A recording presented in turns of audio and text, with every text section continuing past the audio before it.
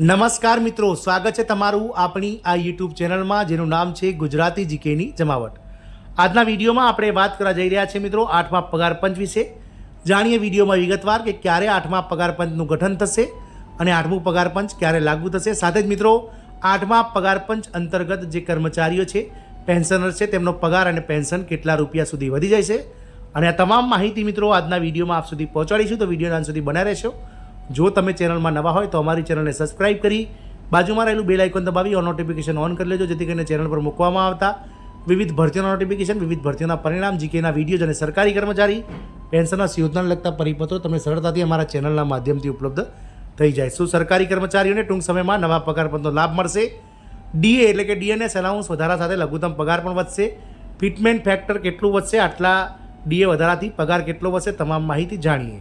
તો કેન્દ્ર સરકારના લગભગ 1,12,00,000 કર્મચારીઓ અને પેન્શનરો માટે સારા સમાચાર છે। નવી સરકાર બન્યા બાદ તેમના પગારમાં મોટો વધારો જોવા મળી શકે છે। આ માટે કર્મચારી સંગઠનો નવા પગાર પંચની રચનાની માંગ કરી રહ્યા છે। કર્મચારી સંગઠનોનો મુખ્ય મુદ્દો મોંઘવારી ભથ્થા સાથે સંબંધિત છે। હાલમાં કર્મચારીઓનું મોંઘવારી ભથ્થું 50% છે। કેન્દ્ર સરકારના નિયમો અનુસાર જ્યારે મોંઘવારી ભથ્થું 50% સુધી પહોંચે ત્યારે તેને ઘટાડીને શૂન્ય કરવામાં આવશે। તેથી કર્મચારી સંગઠનો ઈચ્છે છે કે સરકાર નવા પગાર પંચની રચના કરે, તેથી તેમના પગારમાં વધારો થઈ શકે। આવું મિત્રો 5મા પગાર પંચમાં કરવામાં આવ્યું હતું।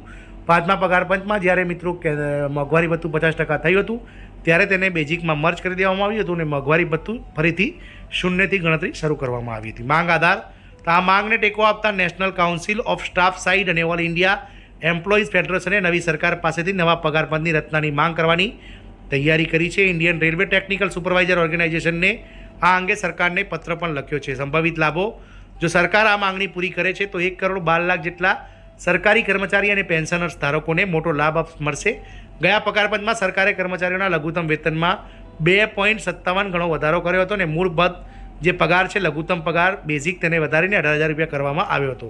નવા પગાર પંચથી શું લાભ થશે? જો નવા પગાર પંચની રચના કરવામાં આવે તો ફિટમેન્ટ ફેક્ટર વધીને 3.68% થશે। આ સાથે લઘુત્તમ વેતનમાં 9,000 રૂપિયાનો વધારો જોવા મળી શકે છે, એટલે કે લઘુત્તમ વેતન 26,000 રૂપિયા સુધી પહોંચી શકે છે। જો કે તેનો અમલ 1 જાન્યુઆરી 2026થી થશે। આ અંગે હજુ સુધી કોઈ સત્તાવાર પુષ્ટિ કરવામાં નથી આવી। સરકારનો પ્રતિભાવ શું છે? જો કે કેન્દ્ર સરકાર ભૂતકાળમાં ઘણી વખત સંસદમાં નિવેદન આપી ચૂકી છે કે આગામી પગાર પંચને લઈ હાલમાં કોઈ વિચાર નથી, પરંતુ કર્મચારી યુનિયનોની સતત માંગ બાદ સરકારે તેના પર વિચાર કરવો પડશે। આપ સૌને જણાવીએ કે ગત લોકસભાની ચૂંટણી મિત્રો જે સમાપ્ત થઈ અને 4 જૂનના રોજ જે પરિણામ આવ્યા તેમાં ભાજપ સરકારને મિત્રો ખૂબ જ મોટો ફટકો પડ્યો છે અને ગત 2019ની લોકસભાની ચૂંટણીના જે મિત્રો સંદર્ભમાં જોઈએ તો કુલ 60થી 62 સીટોનું નુકસાન હાલમાં ભાજપ અને એનડીએ સરકારને પડી રહ્યું છે।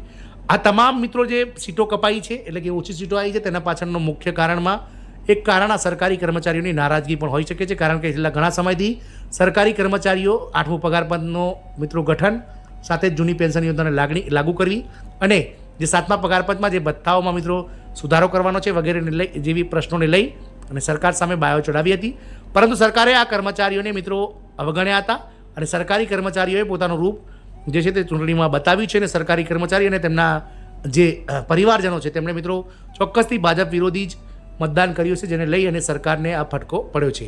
એટલે કેન્દ્ર સરકાર હવે નવી સરકારની રચના સાથે ચોક્કસથી 8મા પગાર પંચની ગઠનને લઈ અને વિચાર કરશે। નવા પગાર પંચની રચનાથી કર્મચારીઓને મોટી રાહત મળશે અને તેમના પગારમાં પણ મોટો વધારો જોવા મળશે। તેથી કર્મચારી સંગઠનોની આ માંગ વ્યાજબી ગણાય છે। સરકારે આ અંગે ગંભીરતાથી વિચાર કરવો જોઈએ અને કર્મચારીઓના હિતને ધ્યાનમાં રાખીને યોગ્ય નિર્ણય લેવો જોઈએ મિત્રો। આમ મિત્રો હવે આવતીકાલ સુધીમાં સરકારની ગઠન થઈ જશે અને માનનીય શ્રી નરેન્દ્રભાઈ મોદી ત્રીજી વાર દેશના વડાપ્રધાન પદના શપથ લેશે। ત્યારબાદ મિત્રો મંત્રીમંડળનું વિસ્તરણ અને મંત્રીમંડળના ખાતાની મિત્રો ફાળવણી થશે અને 20 જૂન સુધીમાં સરકાર મિત્રો કાર્યરત થઈ જશે। એટલે કે આગામી જુલાઈ મહિનામાં જે પૂર્ણ કક્ષાનું બજેટ વર્ષ 2024-25નું જે રજૂ થશે મિત્રો ચોમાસું સત્રમાં સંસદમાં, તેમાં ચોક્કસથી આ સરકારી કર્મચારીઓ માટેના જે 8મો પગાર પંચના ગઠન અને વિવિધ લાભોને લઈ સરકાર ક્યાંક ને ક્યાંક મિત્રો આ ચૂંટણીમાં જે નુકસાન પડ્યું છે તેને ભરપાઈ કરવા માટે આ કર્મચારીઓને પોતાની તરફ આકર્ષવા માટે ચોક્કસથી મિત્રો ચોમાસું સત્રમાં જુલાઈના જે બજેટ રજૂ થશે તેમાં કંઈક ને કંઈક સરકારી કર્મચારીઓ માટે ફાયદાઓ જાહેર કરે તેવી આશા છે। જય હિન્દ, અસ્તુ।